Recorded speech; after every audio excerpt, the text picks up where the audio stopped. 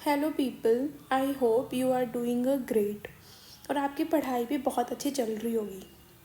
But जब हम पढ़ाई करते हैं बेसिकली इन सब की कॉम्पिटिटिव एग्ज़ाम्स की प्रिपरेशन करते हैं, जो मेजर हर्डल्स हम लोगों को लगता है वो लगता है मेरे पास कि भाई साइंस पोर्शन कैसे कंप्लीट करें। ठीक है, क्योंकि मोस्ट ऑफ अस साइंस इतनी अच्छी लगती नहीं है, राइट। साइंस इतनी अच्छी नहीं लगती है, बट हम लोगों को प्रिपेयर तो करना है, बिकॉज इन सब में जितने भी ये वाले एग्ज़ाम्स हैं इन सब में साइंस के अच्छे क्वेश्चंस आते हैं। अप्रॉक्सीमेटली 10 to 12 क्वेश्चन तो आते हैं, कभी कभी तो 15 क्वेश्चन भी हो जाते हैं, and it is a very huge. अगर हम कंपटीशन की बात करें तो मैं यही आपका साइंस सब्जेक्ट को इजी करने के लिए ये वीडियोस लेके आ रही हूँ। आपको ये ही वीडियोस क्यों देखनी है? Why me? Because main thing is मेरा साइंस बैकग्राउंड रह चुका है। मैंने अपनी ग्रेजुएशन इंडिया के टॉप कॉलेज से की हुई है, that is Miranda house Delhi university से, जो कॉन्जिक्यूटिवली फर्स्ट पोजीशन सिक्योर करते आया है। ठीक है, आई होप मैं आपकी प्रिपरेशन में थोड़ा सा स्मूथ बनाने की ट्राई करूँगी। So let's start with the chapter chemical reactions and equation. ये साइंस NCERT क्लास 10th का फर्स्ट चैप्टर है। हम क्लास 10th ही क्यों कर रहे हैं? Why not 11th and 12th? 11th 12th थोड़ी सी डिटेल हो जाती है, बट मैं ट्राई करूँगी अगर कुछ इम्पॉर्टेंट इसमें से क्लियर नहीं है तो मैं 11th 12th से कुछ कॉन्सेप्ट उठा के आपको वहाँ का कोर जो कॉन्सेप्ट है इस वीडियोस में डालने की फुल ट्राई करूँगी। ठीक है, so let's start with the chemical reactions and the equation. Chemical reaction and equation में स्टार्ट करने से पहले आपके पास ये वाली बुक की PDF होनी चाहिए या बुक होनी चाहिए। दिस इज़ मस्ट, बिकॉज अगर आप डायरेक्टली किसी की वीडियोस देखते हो तो आपके में फोमो हो सकता है, फियर ऑफ मिसिंग आउट, कि मे बी उन्होंने कुछ मिस आउट कर दिया है। अगर आप PDF रखोगे, मैं जैसे जैसे करूँगी वैसे वैसे आप एक बार गो थ्रू कर लेना, you will be done with this chapter. Okay, so now let's start chemical reactions and equations. इसमें सबसे मेन थिंग इस मैंशनड है फर्स्ट में कि अगर कोई भी केमिकल चेंज होता है तो उसके लिए एक केमिकल रिएक्शन होनी नीडेड है। अगर केमिकल रिएक्शन नहीं है तो वो केमिकल चेंज नहीं होगा। ठीक है, इसमें की मेंशन है। नेक्स्ट थिंग इज इन्होंने एक फिगर के अकॉर्डिंग ये बताया है कि जब भी हम मैग्नीशियम रिबन को बर्न करते हैं एयर में तो एक मैग्नीशियम ऑक्साइड की फॉर्मेशन हो जाती है। मैग्नीशियम ऑक्साइड एक वाइट लेयर सी बन जाती है उस मैग्नीशियम पे, दैट्स इट। फिर नेक्स्ट इज अगर कोई भी केमिकल रिएक्शंस होती है तो उसके कुछ कैरेक्टरिस्टिक्स होते हैं। क्या क्या कैरेक्टरिस्टिक्स हैं? दैट इज स्टेट में चेंज होगा। स्टेट में कैसे चेंज होएगा? या तो वो सॉलिड था, सॉलिड में वो लिक्विड में कन्वर्ट हो जाएगा, या कोई वो लिक्विड सब्सटेंस था, लिक्विड से वो गैशियस में चेंज हो जाएगा, एंड वाइस वर्सा भी हो सकता है। अगर ऐसा कुछ हो रहा है तो दैट मीन्स कि स्टेट चेंज हो रहा है और केमिकल रिएक्शंस हो रही है। फिजिकल चेंज नहीं है, वो एक केमिकल चेंज है। स्टेट में चेंज हो गया, कोई कलर चेंज हो गया, लाइक हमारे पास सिल्वर कलर जो होता है, बेसिकली जो ग्रे कलर हो गया वो किसमें रिएक्शन के बाद ब्लू कलर में चेंज हो गया या फिर ग्रीन कलर में चेंज हो गया। अगर कुछ ऐसे चेंजेस आ रहे हैं दैट इज़ ऑल्सो नीड कि भाई केमिकल रिएक्शंस हो रही है। इवोल्यूशन ऑफ गैस हो गई, टेम्परेचर में चेंजेस आ गई, ये चारों चीज़ें अगर हो रही है आपके रिएक्शंस में तो then we says that it is a chemical reaction और the chemical change. Done? Yes. Then next comes chemical equation. Chemical equation ये हमारे कॉम्पिटिटिव एग्जाम्स के लिए बिल्कुल नहीं है। ये अगर आप स्टेट पीसीएस नॉट, अगर आप स्टूडेंट हो 10th क्लास के बेसिकली CBSE के, तो वहाँ पे करनी पड़ती है, हमारे लिए नहीं है, तो we are just skipping it. Chemical equation कैसे लिखनी है कोई नहीं पूछने वाला। एक main thing is balance of chemical equations में वैसे हमसे कोई बैलेंसिंग नहीं पूछने वाला, बट हम लोगों को ये पता होना चाहिए law of conservation of mass क्या होता है। Law of conservation of mass ये होता है कि जो मास होता है ना तो हम इसको क्रिएट करते हैं ना ही हम इसको डिस्ट्रॉय करते हैं, क्या करते हैं बस वो एक फॉर्म से दूसरे फॉर्म में ट्रांसफॉर्म हो जाता है। ओके, एंड हेंस इसने ये भी बोला है कि जितना रिएक्टेंट का मास होता है उतना ही प्रोडक्ट का भी मास होता है। अब आर यू वंडरिंग कि रिएक्टेंट क्या होता है, प्रोडक्ट क्या होता है? देखो जैसे इस रिएक्शंस में ही देखो, जिंक और ये सल्फ्यूरिक एसिड जो लेफ्ट हैंड साइड पे होते हैं, this is known as reactant, और जो हमारे पास प्रोडक्ट बनते हैं बेसिकली इन रिएक्शन करके जो भी हमारे पास बनता है that is known as product. इन दोनों का this is left hand side must equals to right hand side, at is reactant का mass must be equals to product का मास। ठीक है, इसमें हमें कुछ नहीं करना, बैलेंसिंग हमें नहीं करनी, ये भी आप स्किप करना, ये भी स्किप करना है, ये सब कुछ स्किप करना है बिकॉज हम लोगों को बैलेंसिंग नहीं पूछेगा। ठीक है, नेक्स्ट सबसे इस पूरे चैप्टर में बस यही इंपॉर्टेंट है कि केमिकल रिएक्शन कितने टाइप की होती है। केमिकल रिएक्शंस 4 या 5 टाइप्स की we need to learn it. कौन कौन सी करनी है? कॉम्बिनेशन रिएक्शंस, एक कॉम्बिनेशन रिएक्शंस होती है। नेक्स्ट इज डिकम्पोजिशन रिएक्शन होती है। Next comes a displacement reaction, then comes a double displacement reaction, and last not the least is oxidations and reductions reaction। आप आइज क्लोज करो और recall करो कौन कौन सी रिएक्शंस है। Combination reaction, decomposition reaction, displacement reaction, double displacement reaction, oxidations and reduction reaction. अभी next is combination reactions में क्या होता है। कॉम्बिनेशन रिएक्शंस में एक सिंपल ही होता है कि आपके दो कोई भी रिएक्टेंट होते हैं कंबाइन करके एक सिंगल प्रोडक्ट बनाते हैं, उसको हमने बोला है कॉम्बिनेशन रिएक्शंस। इसमें जो भी रिएक्शन मेंशन है ना एनसीईआरटी में वो हम लोगों को लर्न होनी चाहिए। फॉर एग्जांपल क्विकलाइम का फॉर्मूला क्या होता है? Calcium oxide. इंपॉर्टेंट है, कभी कभी पूछ लेते हैं कि क्विकलाइम की मैच इन द फॉलोइंग में। क्विकलाइम कैल्शियम ऑक्साइड जो वाटर से रिएक्ट करके स्लेक लाइम दे देगा। स्लेक लाइम का फॉर्मूला पता होना चाहिए कि कैल्शियम हाइड्रोक्साइड होता है और वो हीट रिलीज करता है। इस पूरे पेजेस में what we need to learn it कि quicklime formula, slake lime formula और इनका जो रिएक्शन होता है वो कॉम्बिनेशन रिएक्शंस के एग्जाम्पल है। दैट्स इट, बस ये 3 things we need to keep in mind. Next ये कहता है कि जो स्लेक लाइम है, दिस कैल्शियम हाइड्रोक्साइड है, वो यूज़ होता है वाइट वॉशिंग में, ये इसकी एप्लीकेशन होगी, ये भी हम लोगों को लर्न होनी चाहिए। जब भी कैल्शियम हाइड्रोक्साइड में से हम लोग कार्बन डाइऑक्साइड को पास करते हैं तो वो हम लोगों को कैल्शियम कार्बोनेट दे देता है। अब कैल्शियम कार्बोनेट का अनदर नेम क्या होता है? लाइमस्टोन। क्या नेम होता है? Limestone. This we need to learn. Then कुछ और इम्पॉर्टेंट एग्जाम्पल्स हो जाएंगे कॉम्बिनेशन रिएक्शन के, जैसे कोल की बर्निंग हो गई, वाटर की फॉर्मेशन, कैसे वाटर फॉर्म होएगा हाइड्रोजन और ऑक्सीजन को रिएक्ट करके। ठीक है, हेंस कॉम्बिनेशन रिएक्शन की इन्होंने फुल फॉर्म दी हुई है। हम लोगों को बस थोड़ा सा आइडिया होना चाहिए कि दो अलग अलग रिएक्टेंट मिलके एक प्रोडक्ट बनाते हैं, उसको हम लोगों ने कॉम्बिनेशन रिएक्शंस बोला है। That's it. एक्सोथर्मिक रिएक्शंस क्या होते हैं? एक्सोथर्मिक रिएक्शंस वो रिएक्शंस होती है जब हम दो प्रोडक्ट को कंबाइन करते हैं, बेसिकली दो रिएक्टेंट को जब कंबाइन करते हैं एक सिंगल प्रोडक्ट निकलता है, उसके साथ साथ हमारे साथ हीट भी रिलीज आउट होती है। अगर हीट रिलीज हो रही है then it is known as exothermic reactions. Next is burning of natural gas CH4 2O2 gives you CO2 and the water। ठीक है, next example is respiration is also an exothermic process.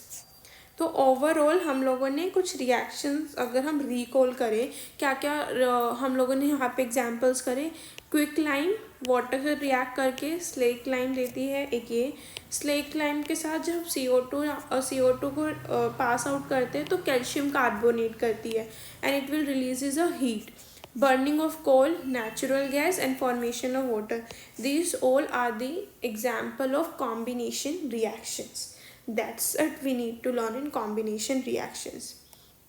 Next आता है decomposition reaction. Decomposition reaction में एक single reactant हो गया, वो जब भी उसमें हीट हम लोग ने डाली या फिर हम उसको बर्न कर रहे हैं, कोई भी एक ऐसा सब्सटेंस कर रहे हैं, प्रोसेस कर रहे हैं जिससे हम लोगों का दो अलग अलग प्रोडक्ट बन रहे हैं, हैज़ अ प्रोडक्ट बन रहे हैं, उसको हमने बोला है डीकम्पोजिशन रिएक्शन। इन्होंने एग्जाम्पल दिया जैसे फेरस सल्फेट है, फेरस सल्फेट में हम लोगों ने हीट किया उसको, तो वो हम लोगों को फेरिक ऑक्साइड दे रहा है, सल्फाइड दे रहा है, सल्फाइड दे रहा है। ठीक है, बस याद रखना एक बड़ा सा प्रोडक्ट है, एक बड़ा सा रिएक्टेंट है, उसको हीट किया और बहुत सारे प्रोडक्ट्स दे देंगे, दैट्स इट। डिकम्पोजिशन ये होता है। अनदर एग्जाम्पल कैल्शियम कार्बोनेट, इसको हम लोगों ने कैल्शियम कार्बोनेट था, कैल्शियम कार्बोनेट का अनदर नेम इज लाइमस्टोन है, इंपॉर्टेंट है, कभी कभी वन वर्ड्स में मैच इन द फॉलोइंग में पूछ लेता है। क्विक लाइम देता है, CO2 देता है, CO and CO2, that's it. Next is अगर लेड नाइट्रेट है, उसको हम लोगों ने हीट किया तो वो नाइट्रोजन ऑक्साइड देता है। This is also the example of decomposition reactions. Next 2AgCl sunlight की प्रेजेंस में सिल्वर एंड क्लोराइड रिलीज हो रहा है, क्योंकि एक सिंगल रिएक्टेंट था, दो प्रोडक्ट्स बन रहे हैं, that is known as a decomposition reactions. This is not the displacement reaction, it's a decomposition reaction. Decomposition reaction. Okay इसमें सिल्वर क्लोराइड में इसमें लास्ट में एक्टिव रिकॉलिंग पे इसको मेंशन किया है कि सिल्वर क्लोराइड क्रीम टर्न कर रहा है, लेड नाइट्रेट को हीट करने से नाइट्रोजन डाइऑक्साइड एमिट कर रहे हैं। इट्स जस्ट कि आपको ये रीड करके जो रीड किया है उसको एक्टिव रिकॉलिंग पे, ये एग्जाम्पल हो गए डिकम्पोजिशन रिएक्शंस के। एंडोथर्मिक रिएक्शंस क्या होती है, अब हमें पता है जब भी जो भी हम लोगों ने यहाँ पे प्रोडक्ट्स रिलीज़ हुए हैं वो कब रिलीज़ हुए हैं, जब हम लोगों ने हीट सप्लाई की है। जब हम लोगों ने हीट सप्लाई की तभी तो हमारा यहाँ पे प्रोडक्ट बना है, अदरवाइज तो नहीं बन पाता। That is known as endothermic reactions. Okay next comes a displacement reaction. Displacement reactions को लर्न कैसे करना है, डिस्प्लेसमेंट रिएक्शंस को लर्न करने का बहुत ही अच्छा वे है, देखो एग्जाम्पल की हेल्प से हम लोग उसको लर्न करते हैं। देखो आयरन है, कॉपर सल्फेट है, क्या किया आयरन कहते हैं भाई मैं अभी बहुत हो गया अकेला, मैं अकेला नहीं रहूँगा, सल्फेट को अपने साथ लूँगा, तो इसने कॉपर को कर दिया डिस्प्लेस, आयरन बैठ गया सल्फेट के पास, सो बना दिया आयरन सल्फेट और कॉपर। ठीक है, आयरन ने डिस्प्लेस किया या रिमूव कर दिया कॉपर को और इससे रिएक्शंस बन गई फेरस सल्फेट। अनदर एग्जाम्पल जैसे जिंक कॉपर सल्फेट, जिंक भी कह रहा है कि भाई नहीं मैंने बहुत टाइम हो गया अकेले रहते हुए, मुझे सल्फेट के साथ पेयर बनाना है, तो जिंक सल्फेट कॉपर को अकेला छोड़ दिया, लेड क्लोराइड हो गया और कॉपर को अकेला छोड़ दिया। ठीक है, ये इंपॉर्टेंट है। नेक्स्ट बस ऐसे याद करना कि डिस्प्लेसमेंट में एक अकेला बंदा था, उसने दूसरे वाले के साथ पेयर बनाया फ्रेंडशिप की, और जो जिसके साथ फ्रेंडशिप थी उसको अकेला छोड़ दिया। देन कम्स जिंक और लेड ज़्यादा रिएक्टिव होते हैं देन कॉपर। देखो ये फैक्ट है, ये लर्न करना पड़ेगा। जिंक और लेड ज़्यादा रिएक्टिव होता है किसके साथ, कॉपर के साथ से ज़्यादा ही रिएक्टिव होते हैं, इसीलिए वो डिस्प्लेस कर पाया। अगर जिंक और लेड स्ट्रॉन्ग नहीं होते कॉपर के कंपैरिजन तो वो उसको डिस्प्लेस नहीं कर पाता।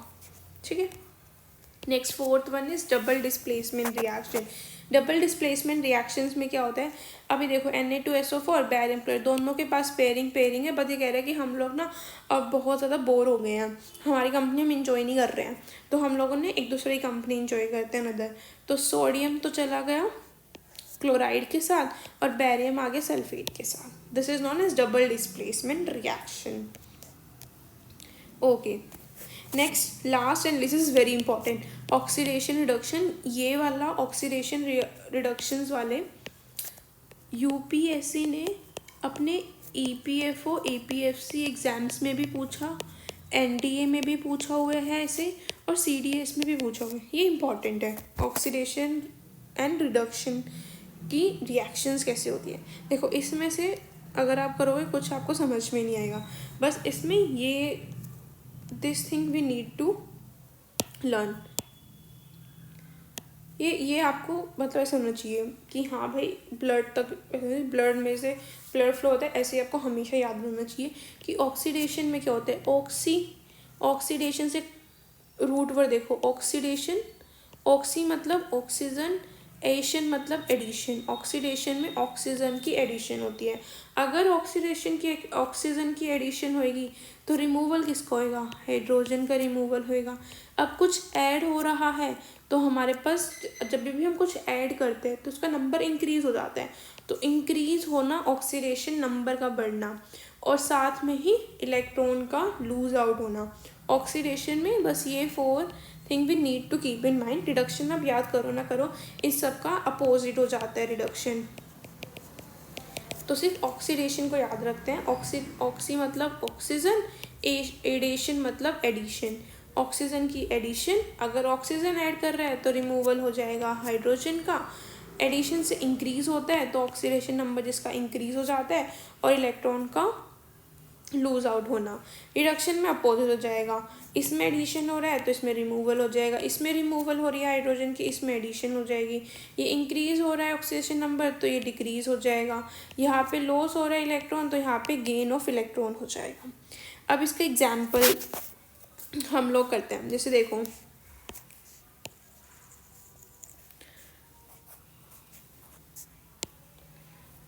कॉपर, हाइड्रोजन 0 पे है, इसकी ऑक्सीडेशन स्टेट. यहाँ पे कॉपर की 0 पे है. ऑक्सीजन -2 होता है, ये +1 होता है, ये -2 होता है, ये +2 होता है. तो कॉपर +2 से 0 पे चला गया तो ऑक्सीडेशन स्टेट कम हो गया, ऑक्सीडेशन नंबर कम हो गया. अगर ऑक्सीडेशन नंबर कम हो रहा है इसका मतलब रिडक्शन हो रही है. हाइड्रोजन 0 था, 0 से अब वो किस पे चला गया, +1 पे चला गया, इंक्रीज हो गया हमारे पास, ऑक्सीडेशन नंबर इंक्रीज हो गया तो यहाँ पे ऑक्सीडेशन हो गई.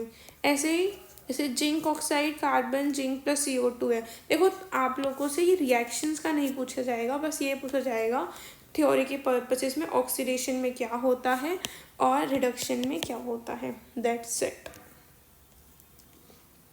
ये यहाँ पे ये डिट्टो कॉपी इन्होंने ये डिट्टो लाइन पेपर में देती थी, पेपर में ये डिट्टो लाइन दी हुई थी. फिर कॉरेजन पता है आपको, रेंसिडिटी पता है. कॉरेजन जैसे बहुत ज़्यादा बेसिक एग्जांपल आयरन का हम लोगों को पता है, आयरन में डस्ट लग जाती है, रस्ट, आयरन रस्ट लग जाता है. ठीक है. रेंसिडिटी होती है जो भी हमारे चिप्स के पैकेट्स होते हैं, या फिर अगर हम उसको ओपन करके रख दें काफ़ी टाइम तक तो वो इनका जो स्मेलिंग हो जाती है, टेस्ट भी नहीं रहता. तो ये बताया गया कि उसको रेंसिडिटी कहते हैं. उसको प्रिवेंट करने के लिए हम नाइट्रोजन गैस यूज़ करते हैं. इसमें ये इंपॉर्टेंट हो जाता है. ठीक है. अब हम लोग इसमें कुछ क्वेश्चंस भी देख लेते हैं कैसे क्वेश्चंस पूछा हुआ है. देखो फॉर एग्जांपल यही क्वेश्चन है, ये ट्राई करना कि इसमें से which of the following statement below is incorrect. ऐसे ही क्वेश्चन पूछता है ये, ऐसे इसी सेम टाइप का क्वेश्चन पूछा हुआ है यूपीएससी के ईपीएफओ एग्ज़ाम्स में 2023 में जो कंडक्ट हुआ था. 2 PbO कार्बन, 2 PbCO2 देता है. अभी सबसे पहले कैसे करना है, इसकी ऑक्सीडेशन स्टेट निकालते हैं. देखिए कार्बन की 0 है, लेड की यहाँ पे +2 है, ऑक्सीजन की -2 है, यहाँ पे 0 लेड की हो जाएगी, कार्बन की +4 होती है, ऑक्सीजन की -2 हो गया. अभी कार्बन के पास 0 है, यहाँ पे कार्बन का +4 है, इसका ऑक्सीडेशन नंबर क्या हो गया, इंक्रीज हो गया. अगर ऑक्सीडेशन नंबर इंक्रीज हो गया, ऑक्सीडेशन नंबर इंक्रीज हो गया तो इसका मतलब ये ऑक्सीडाइज्ड हो गई है. अब हम देखते हैं कार्बन इज गेटिंग ऑक्सीडाइज, ये तो सही है, पर इसने इनकरेक्ट पूछा तो सी तो नहीं हो गया, ये भी नहीं हुआ, तो ये करेक्ट हो गया. आंसर आ गया हमारे पास. ऐसे ही नेक्स्ट क्वेश्चन पूछा यहाँ से, iron oxide to aluminium, aluminium oxide iron, ये किसका एग्जाम्पल है? अब ये देखो भाई, एल्यूमिनियम तो अलोन है, यहाँ पे आयरन ऑक्साइड है पेयर में, मैं इसको डिस्प्लेस कर देता हूँ, तो this is an displacement reaction. Next one is dilute HCl is added to iron filing, tick the correct answer. चलिए ये तो हमारे टाइप के नहीं है, ये तो CBSE टाइप का है। बैलेंस इक्वेशन हमसे पूछता ही नहीं है, बैलेंस इक्वेशन नहीं पूछता। डिकम्पोजिशन रिएक्शंस पता होने चाहिए। नेक्स्ट देखो example, explain the following in terms of gain और लॉस ऑफ ऑक्सीजन। अब गेन किस में होता है, लॉस किस में होता है? अगर हम ऑक्सीडेशन के बारे में बात करें, ऑक्सीडेशन में हमारे इलेक्ट्रॉन का गेन होता है, ये इलेक्ट्रॉन का लॉस होता है। देख लो भाई मैंने रॉन्ग किया हो, रॉन्ग भी कर सकती हूँ। इलेक्ट्रॉन का लॉस होता है यहाँ पे लॉस होता है, और यहाँ हमारा गेन होता है। ठीक है, बस दैट्स इट। इससे हमारा फर्स्ट चैप्टर कंप्लीट होता है। हाँ, एक्टिव रिकॉल में मैंने क्या क्या लिखा हुआ है, इस चैप्टर में जो हम लोगों को रिकॉल करना है, केमिकल इक्वेशंस में क्या कैरेक्टरिस्टिक्स होती है, 4 कैरेक्टरिस्टिक्स होती है। द वन इज स्टेट में चेंजेस होना, कलर चेंज होना, evolution of gas and temperature में चेंज होना। केमिकल इक्वेशन बैलेंस्ड फॉर्म में क्यों बैलेंसिंग करनी होती है, because of law of conservation of mass, law of conservation of mass. Next one is chemical equation, combination reactions होते हैं, decomposition, displacement, double displacement, oxidations and the reductions. Combination, quick lime का formula क्या होता है, slack lime का formula होता है, quick lime, slake lime, calcium hydroxide, this is calcium oxide, coal की burning, burning of natural gas, ये सब आपको एक्टिव रिकॉल करना है। अब आप कर पा रहे होगे कि आयरन सल्फेट की डिस्कम्पोजिशंस हो गई, डिस्प्लेसमेंट रिएक्शंस, डबल डिस्प्लेसमेंट में क्या होता है, दोनों अपने अपने पार्टनर्स या अपने अपने फ्रेंड्स को अलग पेयर बनाते हैं। ऑक्सीडेशन रिडक्शंस में ऑक्सीडेशन नंबर किस में इंक्रीज़ होता है, इसमें इंक्रीज़ होएगा, रिडक्शंस में डिक्रीज़ होता है। ऑक्सीजन की इसमें तो एडिशन हो जाती है, इसमें रिड्यूस हो जाता है। हाइड्रोजन इसमें तो कम हो जाता है, इसमें इंक्रीज़ हो जाता है। इलेक्ट्रॉन इसमें लूज़ हो जाते हैं इलेक्ट्रॉन, और इसमें गेन हो जाते हैं।